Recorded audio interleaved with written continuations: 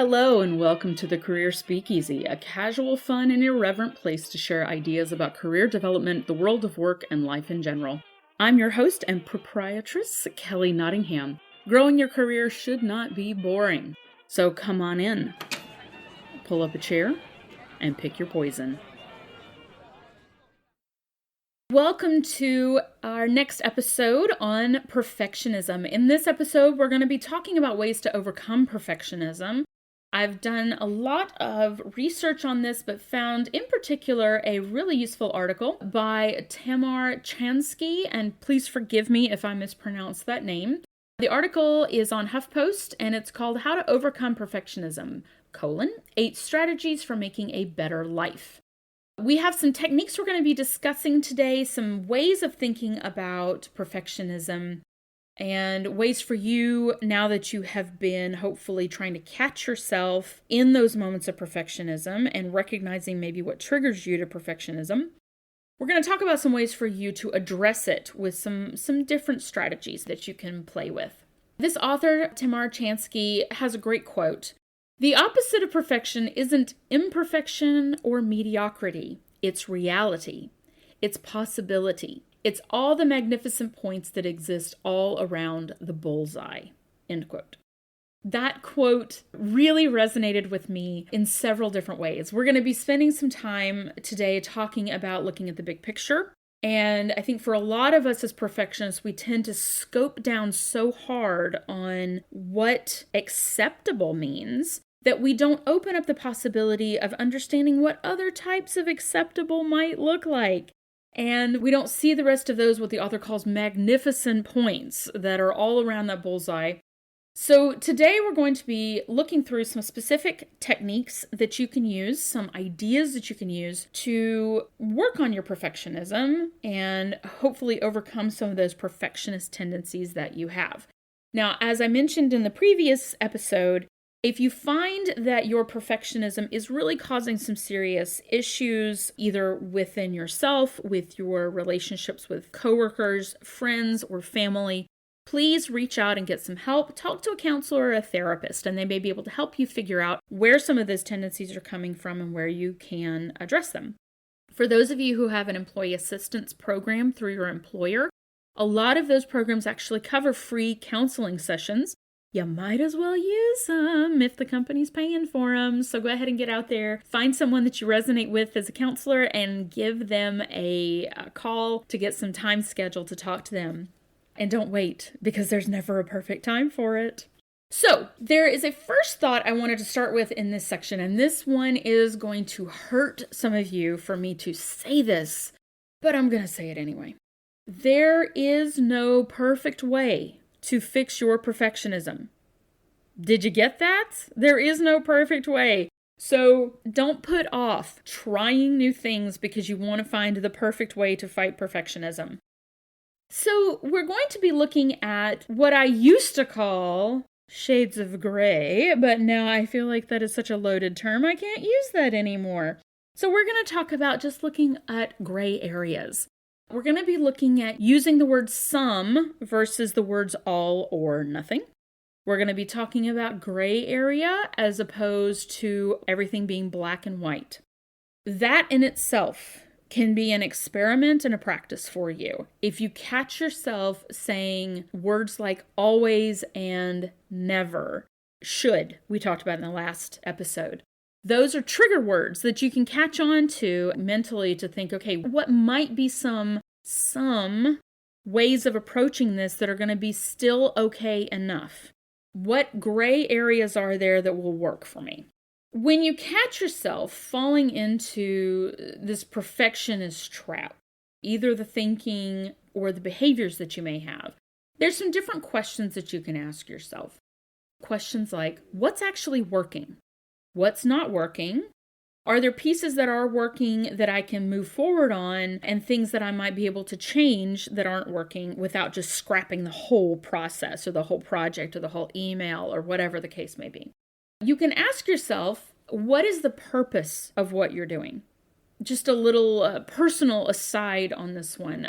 Some of you may know this already. I guess all of you are getting ready to know this if you don't. I teach belly dance. I teach Middle Eastern dance. And this is something that turned from a hobby into a side business for me. I love teaching dance. Of course I do. I love teaching anything. But belly dance has been a way for me to express myself in a very unique and creative way. It gives me a community of people that I really relate to. It gives me a fun outlet, and it lets me dress up in awesome costumes.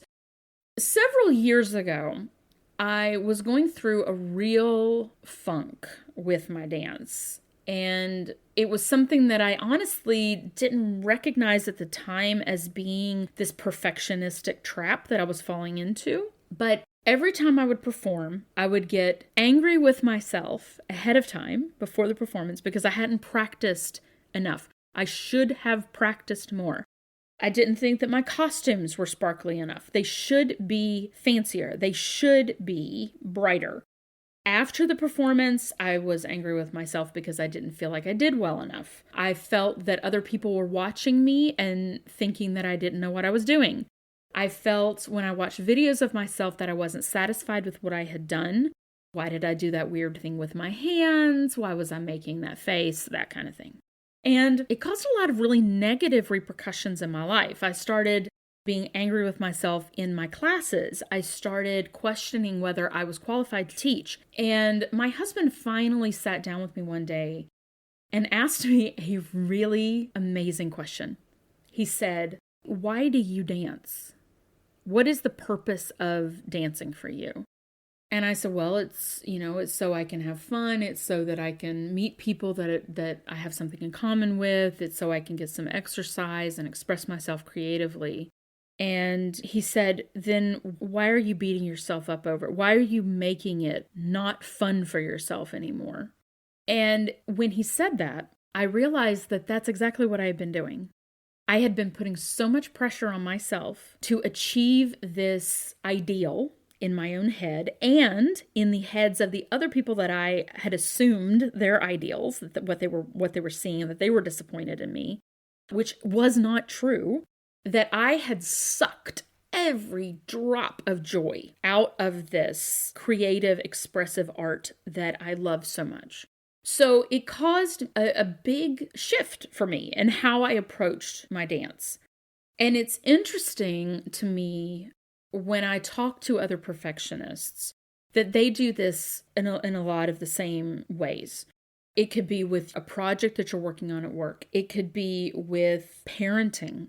It could be in your relationship with your significant other, with relationships with coworkers, relationships with your boss, relationships with your parents, relationship with your work in general. That when we set these expectations for ourselves, we lose the joy. We lose the joy. And when we ask ourselves questions like, what's the purpose of what we're doing? Why are we doing this? Why are we even interested in doing this thing in the first place?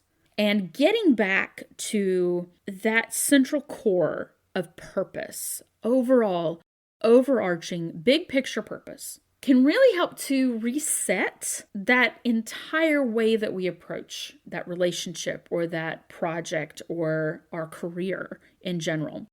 So I think that's a really good question you can ask yourself. When you find yourself falling into those pits, to ask yourself, what's the purpose of what I'm doing? Why am I doing this in the first place? Have I lost that sense of purpose? And how can I get back to that sense of purpose? Answer, a lot of the times, is by letting go of our expectations, and that will help us find that joy. The joy is there. We have just smothered it in a blanket of expectations. So another set of thoughts around ways to deal with our perfectionistic tendencies is to ask yourself if you're trying to mind read what someone else expects of you. This sometimes comes up for clients, especially with their clients or their bosses, when they have this expectation of what the other person wants, and that expectation is not actually what that other person wants. You can simply ask them, what are the expectations?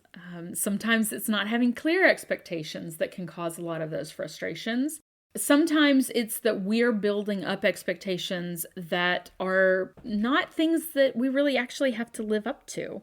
And so being clear on understanding, are we mind reading that? Have we created these expectations in our own minds of what other people are expecting? A lot of these behaviors, as we are talking through these, there's a lot of research being done in the psychology world about where these perfectionistic tendencies come from. Some psychologists say that they come from previous traumas. Some say they come from insecurity that we may have experienced when we were younger, difficult situations we may have dealt with. And there's a huge body of work and research being done on this at the present time. A lot of scholarly arguments happening about that. Some psychologists think that it's important to work on the emotions that are going on behind perfectionism. So it may be a need to be cared for or accepted that's causing these emotions to come up, a feeling that you are not lovable if you are not good enough. And if you are finding that this is, as I'm saying, that this resonates with you, this is, again, a good time to find a counselor or a therapist, someone that you can talk to about these behaviors. Another thought here on dealing with perfectionism is being realistic in our thinking. We all only have 24 hours in a day, and we can't make everything a priority. When everything is a priority, nothing is a priority. When everything is important, nothing is important. It's important for us, when we're determining importance, to put the most important things first. And that's where we need to spend our time and energy. As perfectionists, we may spend a lot of time working on things that really aren't that important, and we lose our perspective. So as you are looking at your massive, insane to-do lists, look at really what is the most important thing and what you can consider a success that you've accomplished for that day if you've done something. Now, we also, just on the note of to-do lists, we can also be really hard on ourselves there. I will put things on my to-do list that I've already done just so I have something to mark off. And you know what? It's fine. It makes me feel like I've accomplished things, and sometimes it reminds me that I've done more than I give myself credit for. So that's just a thought there. Another technique is perspective taking, looking at the situation from someone else's perspective.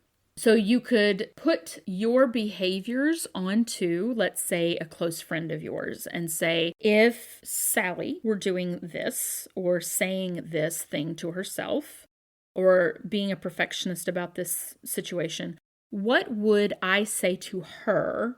That can sometimes help break that bubble that we live in, that perfectionistic bubble of ourselves. What would you say to a child that was saying the same things to you? Would you say to a child that it's okay to make mistakes and to just keep trying? Of course. So why don't we say that to ourselves? We don't give ourselves enough credit and enough slack. So shifting that perspective and looking at the situation from somebody else's perspective can sometimes help. Another way to shift perspective is to think about what your best friend would say to you versus what you're saying to yourself. So I have a very dear friend who I use her in my brain sometimes to do this. If I'm finding that I'm berating myself for not doing something well enough, I would say to myself, what would Lisa say to me? She would not say the things to me that I'm saying to myself. So have a mental trusted friend that you can shift over to and say, what would this person say to me in this situation? Next technique is looking at the big picture. This goes back to that idea of that little teeny bullseye and realizing that we may hyper-focus on such a small piece of a larger puzzle that we're missing the whole thing. Will whatever it is that we're focused on, let's say we're working on a project and we're finding ourselves falling into those perfectionistic behaviors with it, in the big scheme of life, how much does this project matter? In 1 year, in 5 years, in 10 years, is it going to matter? We are tiny specks on a floating ball in space. And a lot of the things that we spend our lives worrying about are exceptionally inconsequential in the grand scheme of things. And I say that not to downplay the importance of any of the work or the relationships in our lives, but to give us a little bit of breathing room around it, right? The world is a big place. The future will show us that some of the things that we have spent so much time worrying about in the grand scheme are really not that big of a deal. You can also look at the cost benefit of I am giving up this much of my time to work on this. Or I'm giving up time with my family. I'm giving up time that I could be throwing the ball with my dog to do this thing. And is it really worth that? If you prefer numbers, you can actually look at how much is it costing you financially, especially for those of you who may be self-employed. I'm not awesome at math in my head, so I'm going to try to make this as easy as possible on myself. Let's say you make $20 an hour, and you are drafting up a little brief that should only take you about half an hour to finish up. It is not complex. That means that brief cost $10 of your time, yeah? If you spend, however, 4 hours working on that brief instead, that brief has now cost $80 worth of your time. And was it really worth the extra $70 to tweak the wording in it that much? Probably not.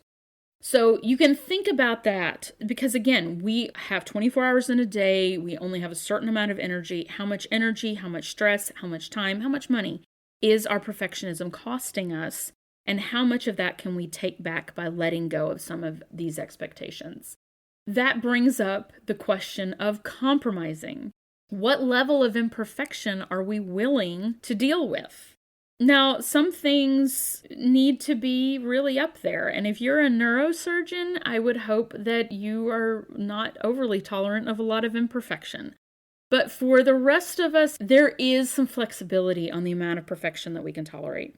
It may be 70% good enough. It may be 80% good enough. It may be 90% good enough.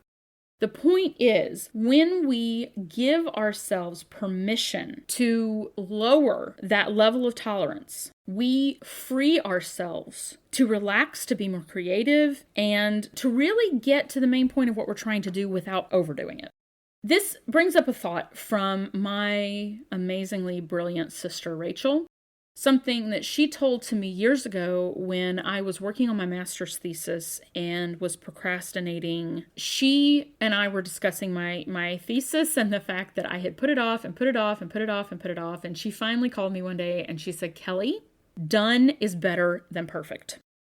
Now, some of you are screaming on the inside, but done is better than perfect for 99.9% of the things that we do. Especially if we are procrastinator perfectionists, where we will put off doing things because it's not going to be exactly right and I want to make sure that it's exactly right before I do anything. Procrastination doesn't accomplish anything except adding stress to your life and shortening your timeline to actually get it done. I have to repeat this to myself as a little mantra. All of the people that have ever worked with me know that I say this all the time. Done is better than perfect. Let it go and focus on, is it finished enough? Is it good enough to that level of imperfection that I'm willing to manage? The next technique. In the coaching world, we use a phrase called being open to outcome. Being open to outcome means that we are letting go of what we cannot control. So let's say we're working on a big project, and this project is going to require implementation by other people. The changes that they're going to have to make are things that they are not interested in doing, and they're not excited about doing them. Being open to outcome means that we are owning what we can control. We are managing the budget to the best of our ability. We're managing the timeline to the best of our ability. We're managing the deliverables to the best of our ability. But there will come a point where we cannot be responsible for things that are outside of our control. I personally think this is one of the biggest stressors in the world that we live in today, is that we are all trying to control things that we cannot control. This is why so many people get on arguments on social media. Y'all, you can't control it. Let it go.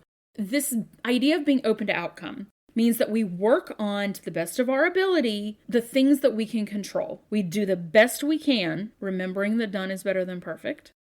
And then we push it out into the world. We are open to seeing what happens at that point, knowing that we cannot control everything. If you've never read any Stoic philosophy talks a lot about this. When we're open to outcome, we're approaching the world from a growth perspective and from a learning perspective. Let's see what happens. One fun way to do this is to imagine yourself in a movie of your own life, and you're watching it and you're like, ooh, I wonder what's going to happen next. We don't know. But our hero or heroine is going to be able to deal with whatever comes along because you're capable. Being open to outcome is another great way of working to let go of things that we can't control. This also is a fun way to transition into our next thought here, which is to intentionally go against your perfectionist tendencies by making mistakes and not fixing them. Now, in the previous episode, I talked about the reason that I wanted to discuss perfectionism as the first episodes of this podcast is that this is a challenge and a learning opportunity for me to make mistakes, which I know I'm making, and to let go of those mistakes. Done is better than perfect. I'm going to launch this podcast in the hopes that this can help some of you, and it's good enough. It's good enough. Making mistakes and not fixing them can be very difficult for some folks. So one technique that you can use to implement this is to set a timer until good enough. You set a timer and you say, okay, I'm going to work on this for the next hour, 2 hours, 3 hours, whatever it may be. And when I am done, it is going to be good enough. And then you move on to something else. And y'all, this is scary stuff. So start small. Do not do this on a major presentation to the CEO of your company unless you are confident. Let go. Let go of some of those mistakes. Let them happen and know that most people are going to be overlooking those mistakes. The people that are not overlooking those mistakes and who are there to nitpick those mistakes, that's their own issue. That's their own issue. You don't need to own that because it's not for you to control. So there you go. The next technique I wanted to talk about is a mental shift. For those of you who may be dancers or musicians or comedians, you may be familiar with the practice of improvising. Improvising means not having everything planned, being in the moment, being receptive, and taking what information you're getting at the time and manifesting it somehow. So that sounds a little woo-woo. So let me give you an example. As a dancer, when we are improvising, we may have heard the music before. We may honestly not have heard the music before, which is, that's even more exciting. And we become essentially a vessel for music input coming in through our ears, through our eyes from the audience, and we're in the moment, changing it into movement in our bodies. It takes a tremendous amount of practice to be able to do this without a lot of self-judgment. And I am not a jazz musician, but from what I understand from talking to musicians, it works in many ways the same way. It's this idea of letting something flow through you. So let's be honest. Life is one big, huge improvisation for every one of us. We're all really just taking in information and in the moment trying to figure out what to do next. We may not think of it that way because we're trying to put this illusion of control over everything that we're doing. But none of us really, we don't know what's coming up next, right? I mean, right now, as an example, to give you a little bit of a time frame for those of you who may be listening in the future. Right now, it is late March 2020. We are in the middle of the COVID-19 pandemic. So we're all having to self-isolate. The world has been really turned upside down. And this is another time when we are seeing improvisation happen. Companies are having to improvise, businesses, business people, all of us. We're all trying to improvise in our work and in our lives to try to make things continue to move forward. Well, the fact is, we're constantly doing this anyway. It's just that sometimes, like right now, we may have more of a perspective on this than other times where we say, okay, this is a very different situation than we faced before. We can't control a lot of things, but we can do our best and be satisfied in the moment by recognizing that we are doing the best we can in the situation that we have, in the moments that we have. The thing is, if all of life is an improvisation, we're always only doing the best we can with what we have. When our perfectionistic tendencies come up, we are, as I said in the last episode, we're berating ourselves and beating ourselves up for things in the past in the hopes that it will fix the future. But we can't control the future. We can control what we do in the present. And this is where that idea of being open to outcome comes into it. We can own what we do in the present, and that is it. So think through your life as an improvisation. It can take off some of the pressure, especially in a situation that maybe you've never been in before. What can you learn from the situation? And let's see what comes out of it. So my last technique that I wanted to mention today is practicing imperfection. Take up a hobby that you know that you're going to suck at and do it anyway, with no expectation that you're going to ever be awesome at it. You can just have fun with it and enjoy it and laugh at yourself and give yourself a break. If you can find a friend to do this with, even better. Start a bad country rap group that you and some friends play with and have fun with, and just enjoy the process of learning something new, trying something new. Make ugly ashtrays and give to people who don't even smoke. This is something I think is really interesting about the world today. With the internet, which I will be talking about more in the next episode, there's a lot of pressure for us to be instantaneously good at things. And one, we don't have to be instantaneously good at anything because that's not the way that human beings work. And two, we don't even have to be good at things. We can be terrible at things and still have fun with it, right? You may not be a great break dancer, but you can still try and you can still have fun and put on some music in your living room and enjoy it and laugh at yourself and have a great time. So, it is now time for our last call. What I would like for you to do over the next week is to catch yourself at the beginning of a perfectionist thought or behavior. Maybe you catch yourself shoulding yourself. Try out one or two of these strategies. Now, please note that I said try and not do perfectly the first time or you're a failure. That's not what this is about. Try these techniques out, see what works for you, see if any of these concepts resonate with you. Write a little note on an old, dirty piece of paper and tape it to your computer. Don't make it perfect. And just realize that in the bigger picture, what you're doing is great. So, with love to all of you in your wonderful, imperfect selves, hope you have a wonderful rest of your day. Even Loki says to work on ways to fight your perfectionism if you have it.